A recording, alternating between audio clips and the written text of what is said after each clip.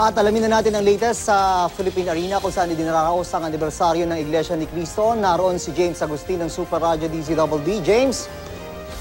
June, mag-alas 9 kaninang umaga nga nang matapos sa mahigit isang oras na tanging pagtitipon o pagsamba ng mga kaanib ng Iglesia ni Cristo sa Philippine Arena sa Bukawi, Bulacan na bahagi na rin ng pagdiriwang ng ika-100 at isang taong anibersaryo ng INC.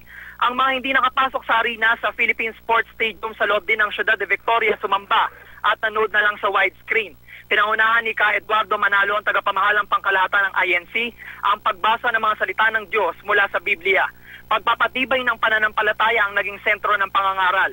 Binanggit din ni Ka Eduardo na dapat maging maingat sa paggamit ng internet dahil nagagamit ito sa kasinungalingan na taktikaan niya ng dyablo upang tumaliwas sa katotohanan. Nabanggit din niya na maging maingat sa mga spam mail at nabanggit din ang salitang hostage sa kanyang pangangaral sa baytawan ng mga nakikinig. Walang direktang binanggit si Ka Eduardo ukol sa kontrobersiya na kinakaharap ng INC.